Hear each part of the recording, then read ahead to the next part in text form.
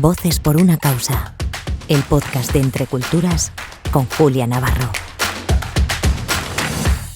Soy Julia Navarro y les quiero dar la bienvenida a Voces por una causa, el podcast semanal de Entre Culturas.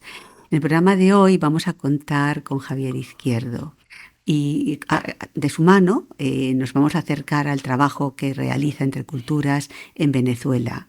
En este país donde tiene una gran presencia en numerosos centros educativos y escuelas. Pero antes les contaré un poco de Javier, que es economista. Está especializado en técnicas estadísticas y econometría por la Universidad Carlos III de Madrid y posee un máster de cooperación internacional al desarrollo por la Universidad Pontificia de Comillas. Y desde principios del 2022 es el técnico expatriado de Entre Culturas en Venezuela. ¿Me he comido algo, Javier? Nada, Julia, muy ¿Seguro? buenas. ¿Seguro que no hay nada más que añadir? Todo redondo. Bueno, tu trabajo se desarrolla dando seguimiento a los proyectos que tiene Entre Culturas en distintos lugares de Venezuela y aprovechando que te mueves pues, por todo su territorio, cuéntanos cómo se encuentra el derecho a la educación actualmente en el país. Uh-huh. Bueno, Julia, pues el derecho a la educación creo que su causa principal está en torno al contexto de emergencia que vive el país, ¿no? Aquí hablamos de contexto de emergencia por una crisis social, política, económica, ¿no? Que empezó en 2014, pues más a nivel político, y luego se ha ido agudeciendo un poquito a nivel económico en 2017 hasta ahora, ¿no? Con una hiperinflación brutal y eso ha causado la vulneración al derecho a la educación. Yo siempre lo resumo con un dato muy llamativo. Por ejemplo, el salario mínimo está a $4. Y una canasta básica, una familia, se puede gastar a $500 mensuales. Cuando hablamos de salario mínimo, afectan a los docentes de Fe y Alegría. En Fe y Alegría es donde nació el movimiento en Venezuela, en Caracas. Tiene 178 escuelas y, claro, los docentes no pueden sobrevivir ante ello, ¿no? Por ejemplo, este salario mínimo que cobra un colegio público, un colegio de Fe y Alegría, puede cobrar de $12 a $20 y hace que los colegios cierren. Por ejemplo, las escuelas públicas a la semana abren 2 días, mientras que las escuelas de Fe y Alegría garantizan una jornada escolar de al menos 5 días, ¿vale? 4 o 5 horas cada día. Entonces, bueno, aquí el derecho de educación se vulnera. Sin docentes no hay escuela, ¿no? Pasa aquí y sucede en Venezuela. Así que, bueno, así está el derecho. ¿Y cómo lo lográis? Uh-huh. ¿Cómo lográis este pequeño milagro, ¿no? Que a través de Entre Culturas los niños los adolescentes puedan de algún modo seguir dentro del sistema educativo? Uh-huh. Aquí Entre Culturas, con su socio estratégico que es Fe y Alegría Venezuela, lleva en Venezuela desde 2019, sobre todo con programas orientados a la permanencia escolar de los alumnos, niños, niñas y alumnos, ¿no? Y también Fe y Alegría entiende como comunidad a toda la comunidad educativa. Aquí no solo niños, niñas y adolescentes, sino docentes y representantes, toda la comunidad, ¿no? Y hay 2 principales estrategias para focalizar en la permanencia escolar. Una que tiene que ver más con el mejora del acceso y entornos de aprendizaje, entornos de aprendizaje seguros, no violentos, ¿no? Para promover entornos recreativos donde el alumno pueda aprender tranquilo y sobre todo seguro. Eso en 2017 no estaba tan claro. Y luego una segunda estrategia de mejorar el bienestar de la comunidad educativa.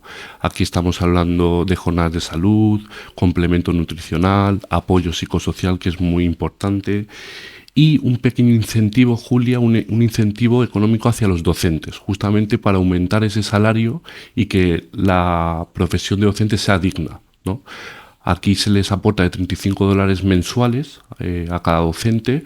Hablamos de docentes desde coordinadores pedagógicos hasta el personal obrero que está con tareas cotidianas de mantenimiento. Entonces, bueno, estas 2 estrategias un poquito... $35 mensuales, que si lo traducimos a euros... Pues serían como 40 euros. Sí, Sí, más, un más o poquito más, menos. 60, 60, sí, pero es hablando con una canasta básica de $500 mensuales. La canasta es la cesta de la La compra. cesta, sí, lo que cuesta una familia ir al mercado allá es poquito, pero bueno, sí que las evaluaciones que estamos haciendo están diciendo que gracias a este incentivo, pues por lo menos pueden ir al centro escolar. ¿Recibís ayuda de la Unión Europea? Eso es, sí, recibimos ayuda de la Unión Europea, del Departamento de Ayuda Humanitaria, conocido como ECO, y también de la Agencia de Cooperación Española. También a partir de sus programas de ayuda humanitaria, sobre todo en el sector que es donde nos encontramos de la educación en emergencia. Y bueno, en eso estamos. ¿Cuál es el nivel de escolarización que hay en Venezuela? Pues eso varía mucho, Julia, entre lo público, las escuelas públicas del gobierno y las escuelas de fe y alegría. Como te comentaba, las escuelas públicas hay como dos tipologías de apertura, es sobre todo muy puntual, 2 días a la semana o jornadas de 7x7. 7 días abren y 7 días cierran. En cambio, las escuelas de fe y alegría abren todos los Todos días los a la días. semana. ¿Pero es obligatoria o está al alcance de todos la educación? La educación es, Al margen de que cierren 2 días a la semana o cierren 7. la educación como tal es obligatoria, pero esta educación que es muy interrumpida hace que los padres o las madres o los representantes no lo tengan en su foco. Hay otras necesidades de medios de vida que utilizan al propio alumno o al propio niño pues para trabajar y dar un poco de recursos a los hogares, ¿no? Me imagino que en las zonas fronterizas son zonas donde hay una alta vulnerabilidad. ¿Cómo trabajáis en este escenario en que los retos son mucho más difícil de afrontar? Y también que, bueno, pero luego eso es otra pregunta. En principio es ¿cómo trabajáis en este escenario de frontera? Ujú.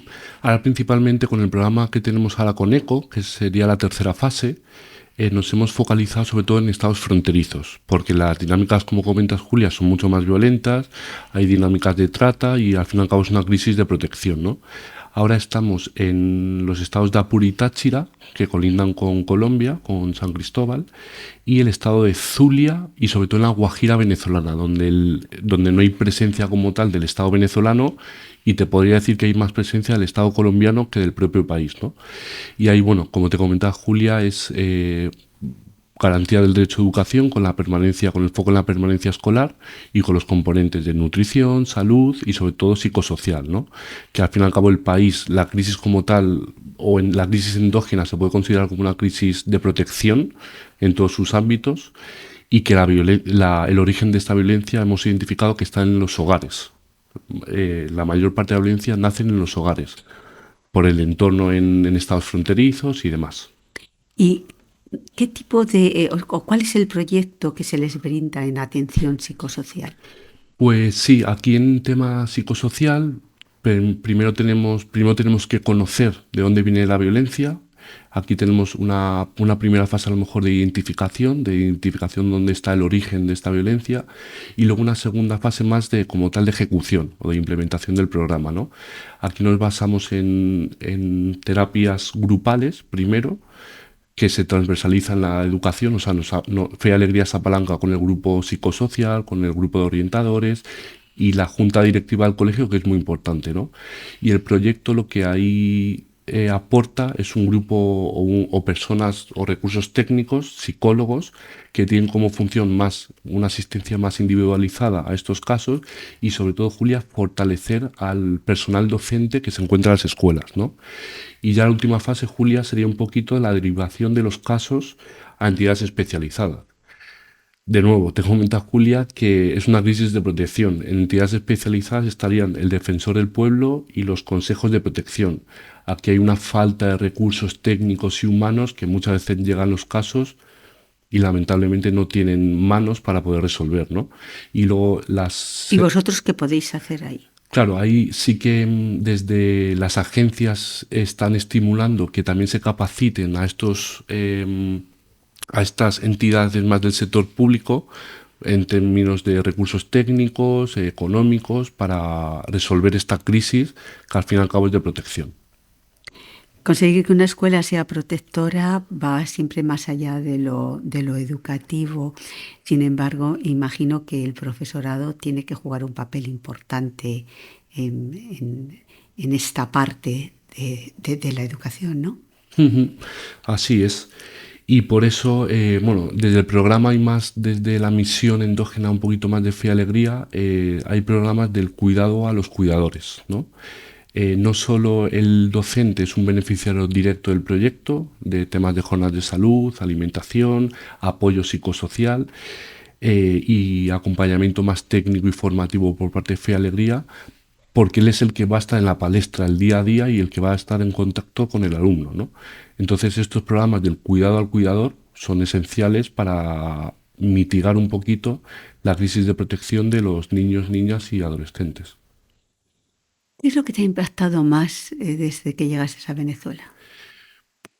A mí personalmente lo que más me ha impactado es la desigualdad brutal. O sea, no solo en Caracas, o sea, por ejemplo, Caracas es famoso a lo mejor por el barrio de Petare, que es el barrio más grande de Latinoamérica donde vive 1,5 millones de personas y bueno, la gente vive al día a día. Y luego apenas 5 kilómetros hacia el oeste está Las Mercedes, donde se le conoce como la Miami de Venezuela, con enormes rascacielos. Y bueno, ver el día a día esa desigualdad al principio te choca, ¿no? Y luego más a nivel de Fe y Alegría, de la misión que hace, es cómo se articula Julia con la comunidad. Al fin y al cabo, Fe y Alegría considera el beneficiario como la comunidad como un todo, y sin la participación activa de los madres, padres o abuelas, abuelas en la dinámica escolar, Fe y Alegría a lo mejor no estaría abierta ahora mismo, ¿no? Aquí un ejemplo muy claro que siempre lo hablan, por ejemplo, te pongo el ejemplo de arreglar un techo, o arreglar goteras, o las madres se organizan para cocinar los alimentos que le proporciona el proyecto. Bueno, o sea, es un todo, y sin esta participación activa de la comunidad, de los representantes, a lo mejor Fe y Alegría no estaría abierta como tal. Trabajáis en zonas de fronteras donde hay muchísimas personas en que lo que intentan es salir del país. ¿Esto se ha frenado o sigue sucediendo? Claro, aquí el problema que tenemos en tema de población migrante venezolana es que nos faltan datos, y los datos que tenemos varían mucho por el contexto. Y bueno, así a nivel general hay 7,7 millones de personas migrantes venezolanas a lo largo del mundo. Ahora, por ejemplo, estos últimos meses la población migrante venezolana ha abierto la ruta del Darién, que eso era impensable hace unos años, puro Amazonas. Y bueno, sí que dicen las estadísticas que hay algo de retorno hacia Venezuela, pero no sé, todavía no hay suficientes evidencias para explicar ese retorno. No sabemos si vienen a ver a sus familiares, si creen que pueden garantizar un medio de vida ahora en su país. Y bueno, sabes lo que te puedo comentar. Las personas que deciden lanzarse a la ruta del Darién, ¿tenéis contacto con ellas? Porque también van niños, ¿no? Ujú. Van niños, muchas veces van niños no acompañados, van solos, y es una ruta muy, muy complicada. Aquí Fe y Alegría, sí, resuelve o intenta trabajar sobre la población migrante que se queda en Venezuela, más interna del país, y ahí a lo mejor con la coordinación con Fe y Alegría Colombia, tenemos mucha coordinación también con Fe y Alegría Venezuela, en Panamá, que ellos sí que acogen a esta población como ruta de tránsito o ruta final o país final para mitigar estos efectos. ¿El momento más difícil que te ha tocado vivir o lo que más te ha impactado de esta experiencia que estás teniendo Sí, estos ajá. 2 últimos años en Venezuela? Yo creo, Julia, puede ser, he ido un par de veces a la Guajira venezolana, y bueno, como te comentaba antes, la no presencia del Estado allí es muy clara. El hecho de que no tengan agua, pero no te digo, o sea, primero el acceso al agua es fundamental. Yo no sabía que era tan importante el agua, por aquí lo tenemos todos los días, y lo notas, tú al principio lo consideras como algo que sí, que por ser humano lo tienes, ¿no? Y no es así. O sea, primero tener agua, luego que el agua sea tratada, que sea potable para el consumo humano. Y bueno, ciertas cosas que tenemos que tenemos interiorizadas en el cuerpo como que es, pues sí, siempre lo tienes, pues no, muchas veces no lo cuentas así, ¿no? Eso es lo que más te ha impactado, Mm. el momento más duro. ¿Y los niños pierden? ¿Qué os piden los niños? ¿Pierden la esperanza? ¿Pierden la alegría?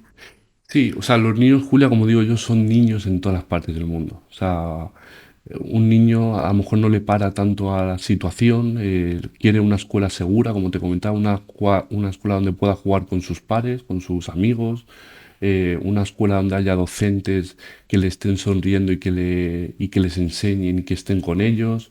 Y bueno, lo que quiere un niño aquí lo quiere allí. El problema es que allí es más complicado que lo tengan.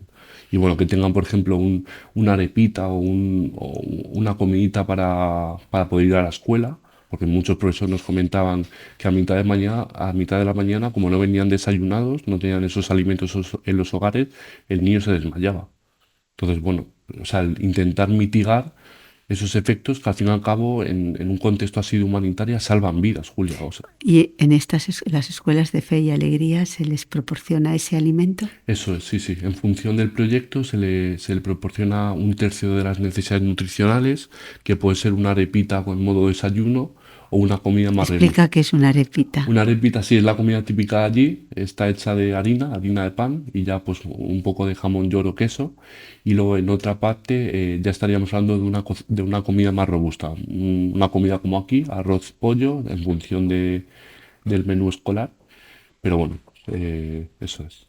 ¿Cuál va a ser el mayor desafío en los próximos años? Bueno, pues este año, Julia, tenemos, Venezuela, en teoría en octubre, noviembre pasa por unas elecciones generales. Y bueno, a ver qué sucede. Va a ser un año volátil, yo creo que esto afecta también a la vida, al día a día y a la actividad educativa. Al fin y al cabo, Fe y Alegría depende del Ministerio de Educación y parte mucho por las decisiones desde arriba que quieran hacer con la educación, ¿no? Un enorme desafío por delante lo que tienes, Javier.